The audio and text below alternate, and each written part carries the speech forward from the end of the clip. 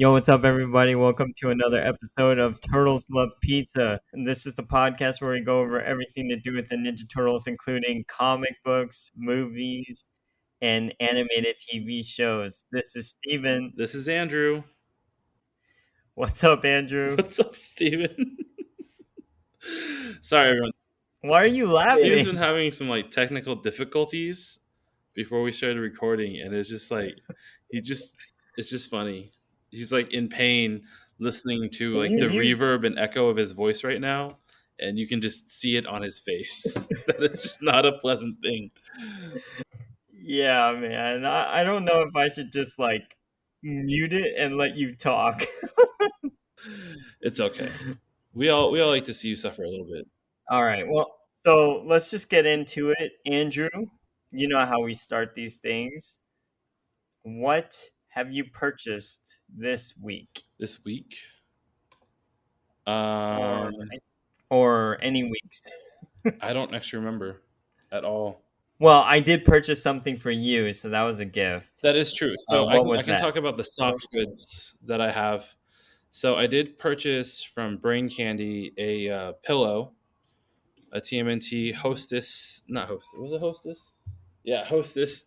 You remember the snack cakes? Not snack cakes. The snack pie, the fruit pies Yeah. from back in the day for Ninja Turtles. So Mhm. he turned that into a pillow.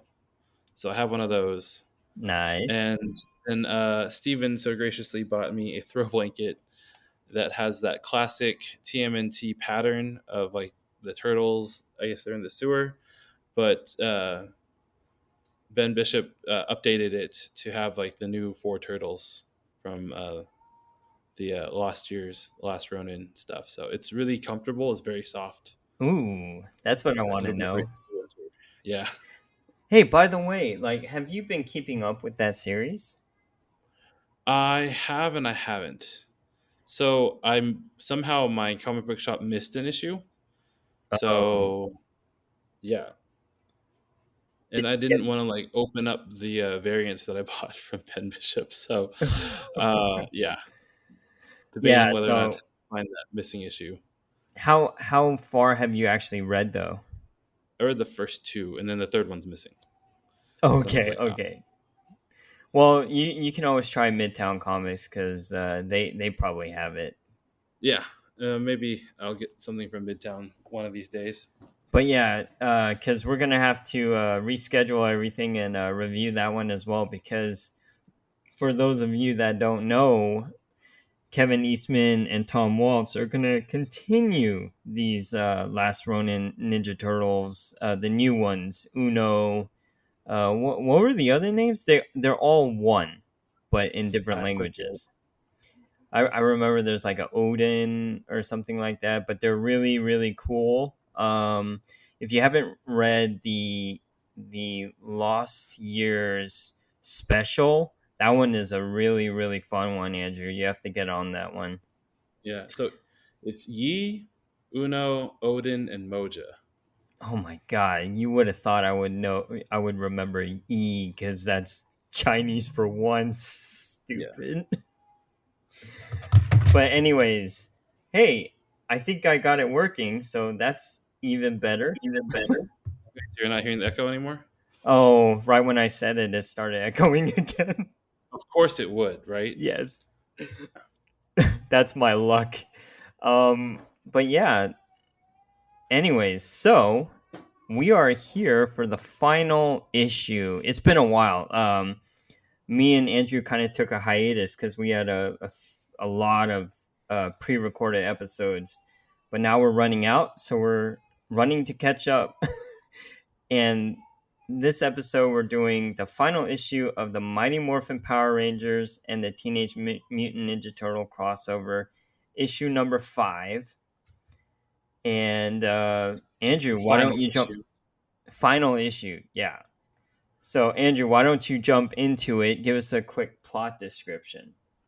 All right, so where we left off was Rita made Bebop and Rocksteady grow into giant monsters, and then the turtles summoned the Megazord. So we're right in the middle of the battle. The turtles are kind of learning how to battle in a Megazord, Mm-hmm. and Technodrome's out there too. So they're fighting.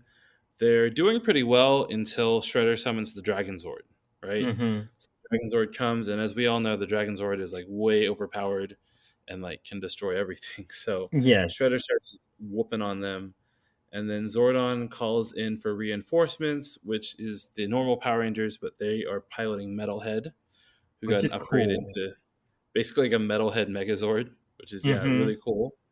So they start winning and fighting, and then Shredder wants to like destroy everybody. So Zordon tells them that the Megazord has like this adaptive ability to like basically fuse with anything. So it fuses with Metalhead, and they have the Turtle Megazord, which looks pretty awesome.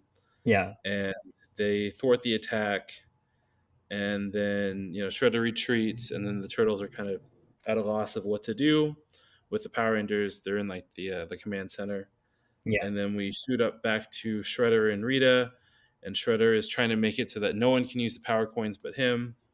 Mm-hmm. And then of course the Turtles and the Power Rangers show up, and then they fight him, and then Tommy gets his Green Ranger powers back, and then Rita kind of double crosses Shredder and demands that she takes her to Dimension X, and then Mm-hmm. they kind of make their escape, and then we have the balance return to the Force, so you could say, Yeah. and you just have like a bunch of scenes of the Turtles and the Rangers kind of just kicking back and getting to know each other and practice fighting, waiting for the next threat to come, basically. Yes.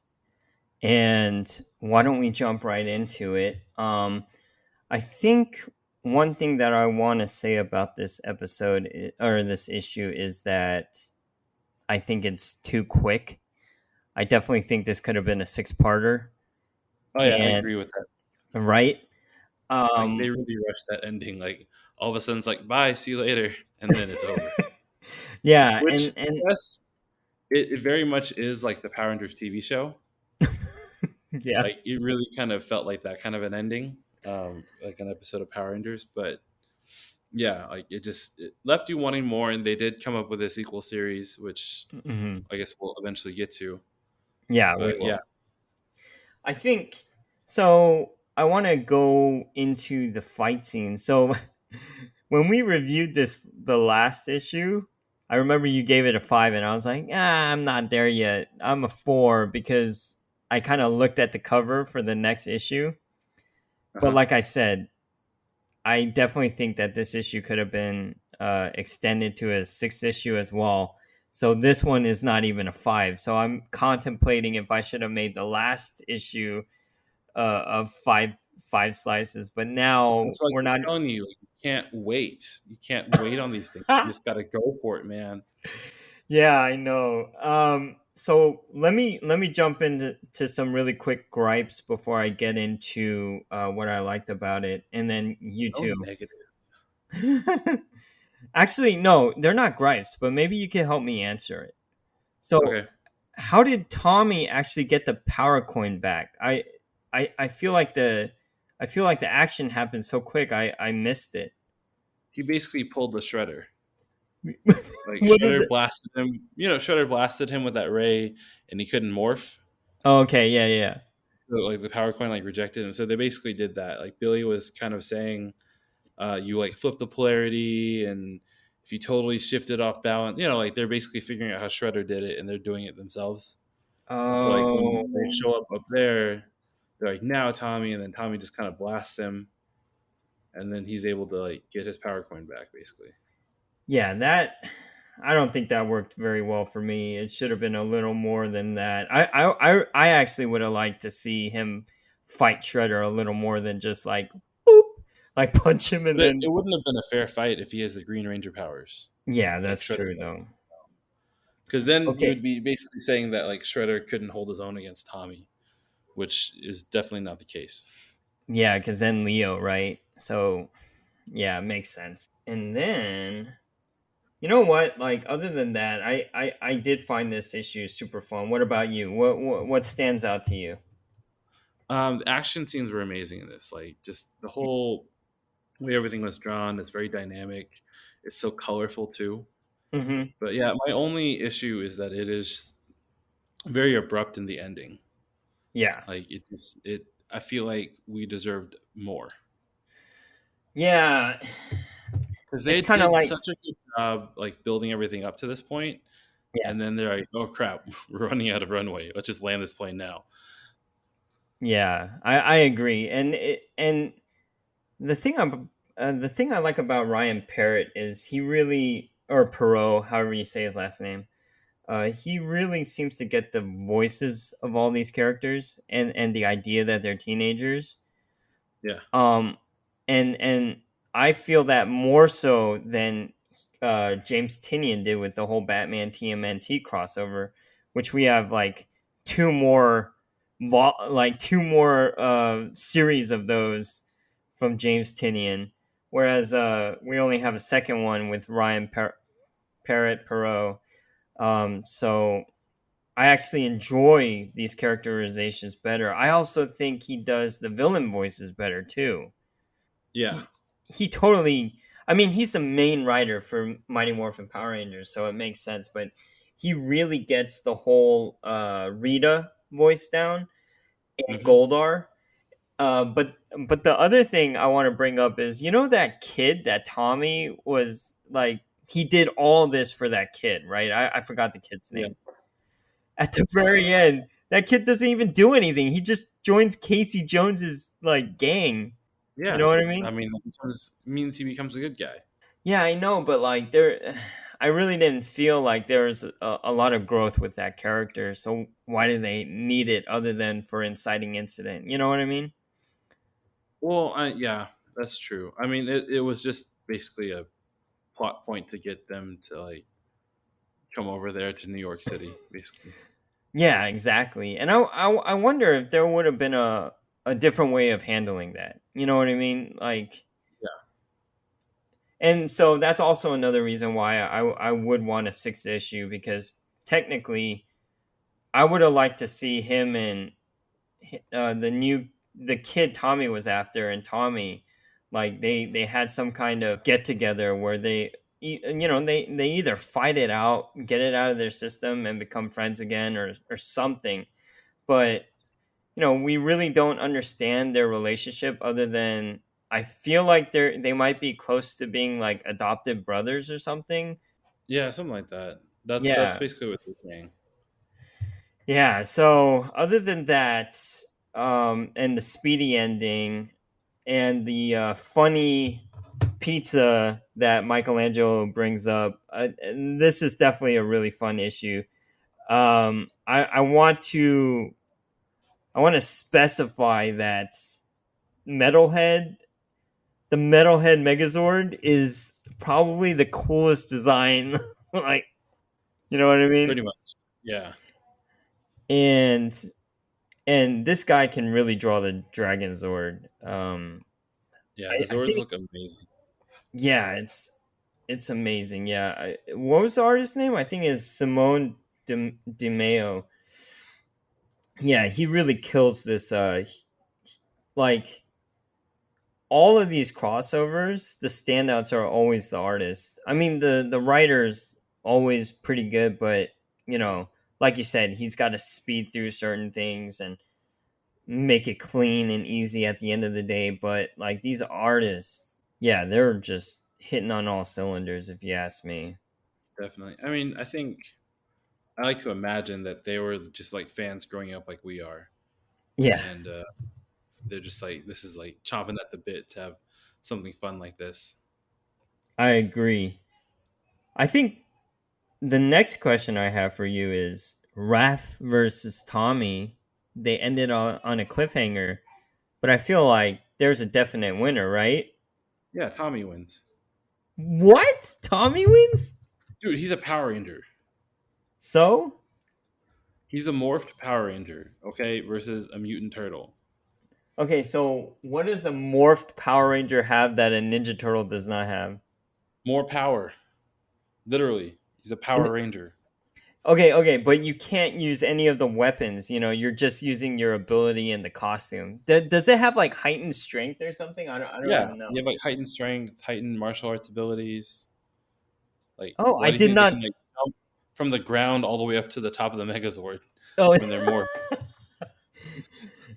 On top of that, I guess he has extra armor with like that gold chest plate or whatever he Yeah. has. So yeah. So to be You honest, never watched what superhero beatdown like no. from Bat in the Sun? Oh, the clay ones, right? No, no, no. They're on YouTube. Like they like do these like I guess fights, like live action fights. Yeah, like so like as I was saying, so JDF actually did like partnered up with the Bat in the Sun guys and was actually in the suit whenever they did Green Ranger or White Ranger episodes. Wait, say that And again. What does that even mean? so like they did live action like fights, like choreographed obviously. Yeah. And so they like Ryu versus like Tommy Oliver, and like he would morph, and you could like see him in action using like the dragon dagger and like fighting for like real. But that's not even fair. A dragon dagger versus Hayuken? Oh, well, okay, yeah, I guess so. Yeah, no, but it's really, and then they actually ended up making like a movie that's coming out I think next year. It's like a basically like an independent film. Uh-huh. It's like pseudo Power Rangers. It's called like Tales of the White Dragon or something like that. Yeah, I remember that. Yeah. Yeah, so the same guys that made those are the ones that made Superpowered Beatdown. So they had like Wolverine versus the Predator and all this other stuff. Oh, yeah, They're send it really to cool. me. Like, if you haven't seen them, like you should watch them. But like if you see them fighting that, you're like, oh yeah, you see like the extra power that a Power Ranger has. Okay, all right. I literally did not know that, and I didn't know they were actually jumping to the top of the Zord. I thought they just like transported. So, No, like you see them like jump up, and then they like you see them like go up into the sky. dude, it's been so long since I've seen Power Rangers. I can't wait to watch the movie, which is what we're doing next. But before we get Yeah. there, let us continue. So okay, let us do this real quick. Let's do our slices of pizza on this particular issue, and then on the on the mini series itself. Okay. Okay. So Andrew, how many slices of pizza is this particular issue? This one's a 4.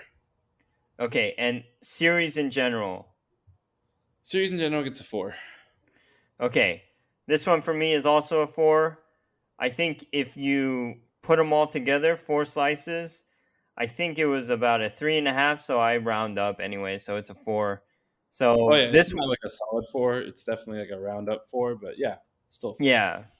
And if we were to compare this to the Batman TMNT, which one did you have more fun with? This one. This one, right? Yeah. What do you think it is about this one that made you have more fun? It was not so wordy. Yeah. Yeah, like I think for this one they kept the story simpler Hmm. and more straightforward, and it just seemed like a lot more fun. Yeah, I agree. But do you think it's like the angst of Batman was too much? Do you think that's what? Yeah. No, I think it was too wordy. It like just got too involved in itself, Oh, and like, and that happens a lot. yeah. Especially like when you're writing and stuff. Like you just kind of get caught up in the words more than Hmm. like, and like it's a comic book, so like you should let the visuals kind of speak for it because that's what people want is the visuals.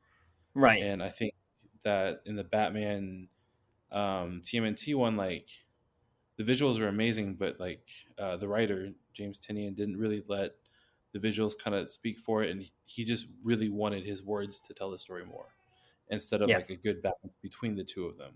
Because like the writing was still good, like the story was still good, like there's nothing against James Tinian, but like they didn't really have that balance of striking the marriage of like letting the images speak for themselves and like having the words also support like that full narrative together is what I So feel they're like.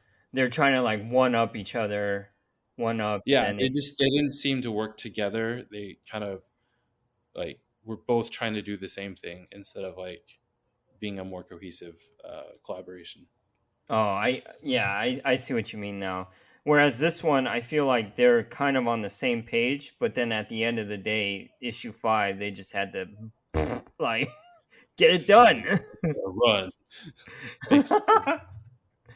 But yeah, I'll agree with you on that. And next up, you guys all know what we do next. We got the Rise of the TMNT um, mini episode review. And for this particular episode, this is episode 25. It's called Insane in the Mama Train. And I'm going to do a really quick Netflix description of this particular episode. And one thing to remember about this one is it's an actual full episode. It's not two segments in one episode, but it is a full cohesive story. And it the description is Baron Draxum and the Foot Clan transport the nearly complete Kuroi Yoroi armor to a ritual site. Splinter prepares the turtles for the upcoming fight. So, to give a little more description to it, basically the beginning is Shredder's in like this flight suit and he's ninjaing in, and he realizes the turtles aren't there to back him up, but April is. So April goes on this mama train, whereas Splinter has to go back and get the turtles, and they're doing, they just totally forgot. They forgot what day it was. So they have to redeem themselves and they become the true Tomato clan, quote unquote Hamato. Hamato. And I'm going to be honest, this is a really fun episode. Andrew, dive deep. What did you like? What did you not like? First of all, the title's great. Insane in the Mama Train. Like a nod to Cypress Hill. Yeah. Insane Membrane. This I think was like my favorite episode so far of Rise. Like, Really? yeah, it was such a good episode. I liked how just like there's a lot of action in it. I like how they switched to like those like I guess Foot Clan Hamato like style Yeah, like ninja garb. garb. Yeah, Yeah, that looks so cool. Like it it really did. does. And It and just it's like kind of a throwback to the original comics in the sense that they're all yeah, wearing red. yeah, Yeah. definitely. And it looked cool and like just the whole plot of the train, and like not knowing how to get to the front of the train, and then even like ending on the cliffhanger was like just perfect, right? Yeah. It's like you didn't want it to really end because it was such a good episode. And And I can't wait for the next episode actually. yeah, You can actually, I couldn't wait to actually watch the next Oh, one you right after. Yeah, I was like, nah, I'm just gonna keep watching this. Okay, well, we'll talk about that one next episode. Yeah, But okay, anyways, back to this one at hand. One of the things that I want to bring out is the action in this one is really really fun. Like it's so well choreographed in this one. I'm gonna be honest. Like I wish this show was not canceled after watching the whole first season. And yeah, I think a lot of people feel the same way. yeah, But like at least they had the movie. The movie was great, yeah.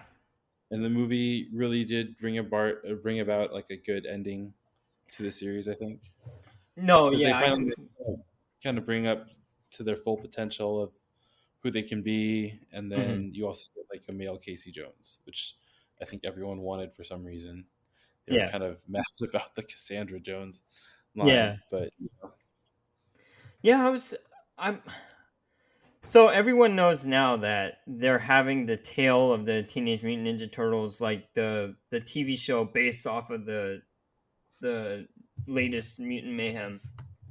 yeah, But I was always wondering, do you ever think there's a way to have like concurrent animated shows, or do you think that's too messy? Like it's too messy. it's too messy, right? Definitely too messy to do both. Yeah, Because yeah, I mean, I mean, it's supposedly for kids, and like kids aren't going to be like, but what about this one, and why did they change to this? yeah, I agree. Yeah, but So let's fans, go back. Huh? I'm just saying, like, fans got their continuation with the movie. Who Mhm. knows? Maybe they'll do another movie down the line if there's a good story and Netflix wants to put up the money for it. Yeah, I'd be totally down. That would be awesome. Yeah, But okay, let's get back to the episode a little bit. Something that I thought was really funny was they had that guy who was teaching taxes. Oh yeah, And then at the very end, you have the leader of the Foot Clan. He's like, taxes are boring. And then that guy just flips out and becomes this beast and like destroys like the back end of the train. yeah, And I loved like their journey getting to where they have to be. You know what I mean? yeah, Like not only on the train but with Splinter. I think throughout the ending episodes, like these last few episodes, it's great how they're further establishing that Splinter is not bad at what he does. He was just lazy. Like he didn't want that responsibility. yeah. But now he knows how important it is, and to see the turtles like mature in the way they're maturing, it's really great. And I have to say, I love hearing this voice cast again because they're still really good. They are. They really Yeah. are. And it's just a lot of fun. And they Mhm. just, it sounds like they have a lot of fun voicing the turtles too. Yeah. And yeah, Ben Schwartz is just great as Leonardo. Yeah, I agree. And dude, I who's Raphael? He's really good. Omar Benson Miller, he was like a child actor, I think. Oh yeah, he's stellar. He was in Hook, right? Shut up. Was he in Hook? I think he's a kid that like Peter gives his sword to at the end of Hook.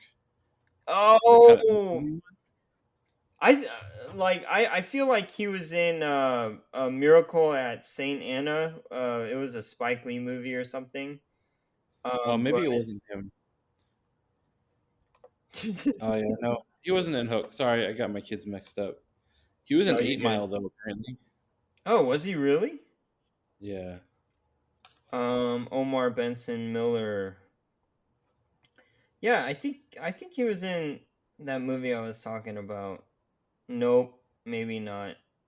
This whole part's gonna get like cut. Oh, he was Miracle at Saint Anna.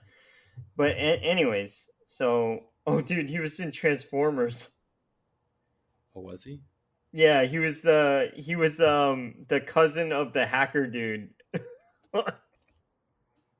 Do you remember the hacker dude in Transformers? The what's his name? He's great. He's the bad guy in Romeo Must Die, the one that plays football with him. I don't remember.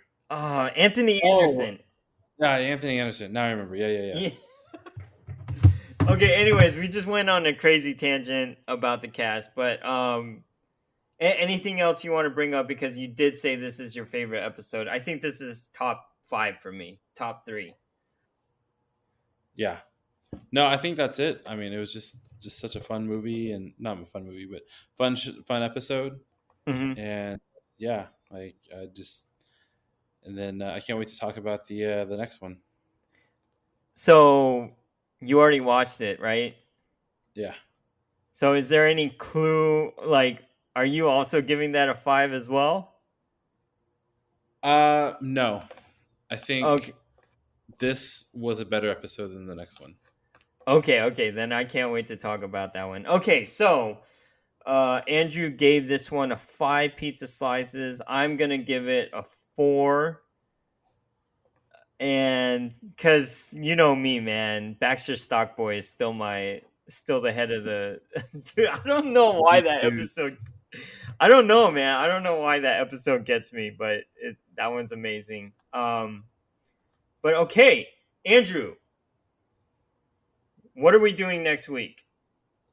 Next week we are doing the Power Rangers movie, the first one, The original Mighty Morphin Power Rangers movie, yeah, with Ivan Ooze. yeah. And we're gonna do the last episode of Rise of the TMNT. So I'm Season one. excited. Season 1, Season one. correct.